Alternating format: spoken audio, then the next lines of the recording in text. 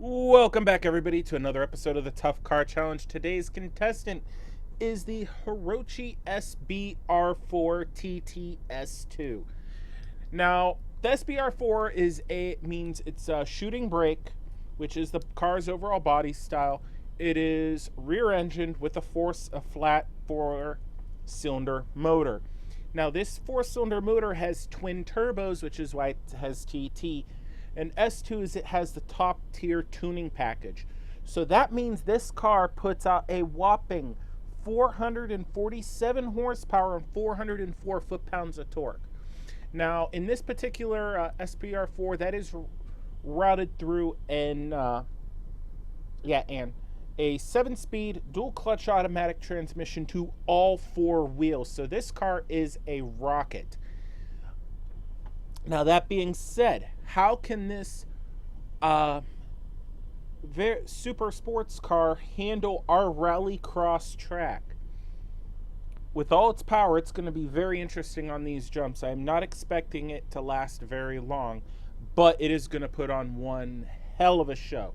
So let's go ahead. I'm going to put my helmet on this time. We're going to hop in the car and get ready and get going. Alrighty, we are in the SBR4, and one gripe about the interior before I talk about the rest of it. Look at what you see right now. Black with looks like a little bit of aluminum. Real nice, real nice red stitching, which is on the wheel, which complements the red gauges. But you look down a little bit, and it goes south very quickly. Red leather on the door panels, the seats, center console, and red carpet on the floors. Hirochi, what the fuck were you smoking? What the fuck were you thinking? On a blue car, this does not look right. On any other on most other colors, you can kind of pull it off, mainly if it's red or white. I mean, that kind of throwback to the first generation Corvette is the first thing that comes to mind, white with red interior. But not blue. Not blue, especially a bright blue. But, I mean, if you can look past the ugly interior, it's actually a nice place to be. Nice sports steering wheel with a flat bottom. Nice big thumb rest so you can anchor your hands onto the paddles for the gearbox, which go with the wheel, which is nice. Nice big gauges for your speedometer, your tach, which is what you really need when you're in a sporty car, especially on a track. Temp gauge and fuel gauge. This car does have navigation, but it is turned off, as well as climate control. Enough of me yakking about the car. We're going to go ahead and get ready and go. I actually am going to gab one more second, though. This car has a 3-stage electronic stability control. First is it is always on, which if you're going to drive this car, the TTS2, you need to have it on if you're going to drive this on the city streets, because it is a monster, especially when those turbos spool up. It is a monster. Sport mode, which is the mode we're going to have it in on the test track, is good for the tracks. It allows the wheels to spin. Let's see, a tail slide. May actually try to make you think that you're actually pretty damn good on the racetrack, even though it's mainly the car. And then third is turning it off. Unless you are a pro race car driver or are somebody that should be committed, don't turn it off. Leave it on. So with that being said, we're going to put our foot on the gas. 3, 2, 1, pop it in gear, and away we go. And it just picks up speed already. We're going into the first. Oh, shit. Oh, we just fucked up hardcore. Alrighty, well, that didn't go as planned. Okay, there we go. Alrighty, out of the Widowmaker. Slowing down. Yeah, a little bit of a bad landing, so we damaged the radiator. From that little fuck up right at the beginning, we're going to go ahead and pull off and see what the hell happened. That is if we survive. Alrighty.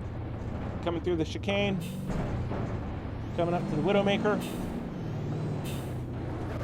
Oh shit, we're in trouble. Holy fuck!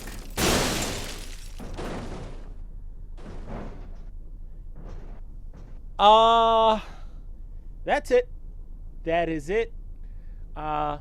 The Hirochi is on its lid. It is done. Holy shit! We're gonna go ahead, crawl out of the car, and see what the hell's happened. Alrighty, we are out of the car, and our SBR4 is done. It is pretty beat up. This car took a lot of damage. Something tells me if it would have ended up on its wheels, we might have been able to go a little farther in it, but not by much. I mean, this car is just beat really hard. So we're going to go ahead and knock it back on its wheels. We're going to call the tow truck out and see if we can flip it back over, and we'll get a better inspection of what has actually happened to this car.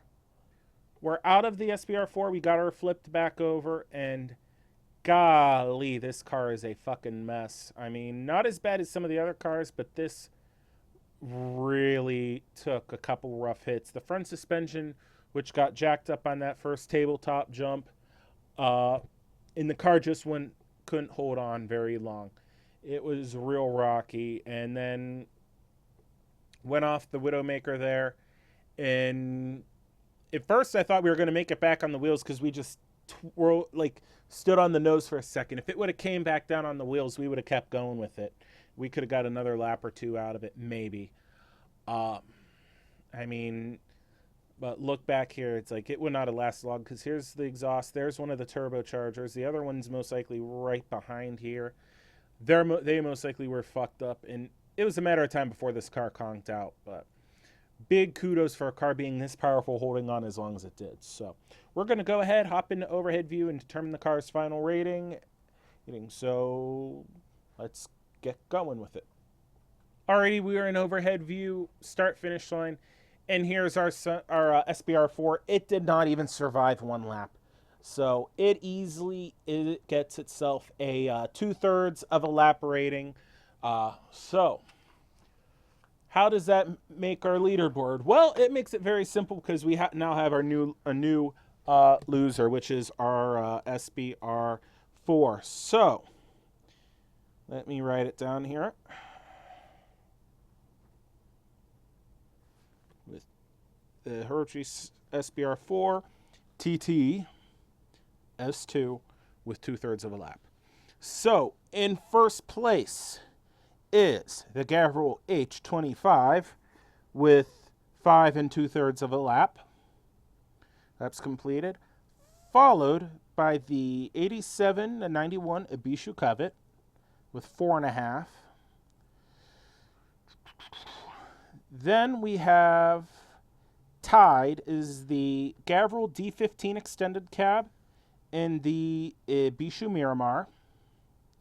Followed by the ETK I Series and the the ETK K Series at 3 5/8. They're right next to each other on my list, so I got them backwards.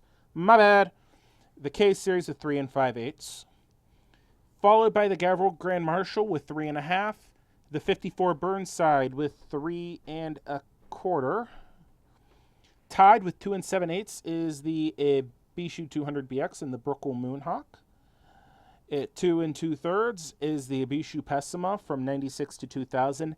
Now the ETK I Series with 2 5/8. The 88 to 91 Ibishu Pessima with 2 laps even. At 1 7/8 laps is the Hirochi Sunburst. The Ibishu Pigeon with 1 3/4. The ETK 800 856 TD with 1 2/3. The Gavril T-Series truck with 1.5. The Civetta Ballide with 1 1/4. And our new bottom of the leaderboard leader is the Hirochi SBR4 TTS2 with 2/3 of a lap. I cannot say that I am that surprised, but I'm in a way I'm surprised, but I'm not. I'm surprised because the car went out in a very interesting fashion, but I'm not surprised because honestly on this track that's too much power. The more powerful the car, odds are the more trouble it's going to have. So anywho, that is this episode of the Tough Car Challenge. I hope you guys have enjoyed. Please like, subscribe, all that good stuff. Until next time, have a good one.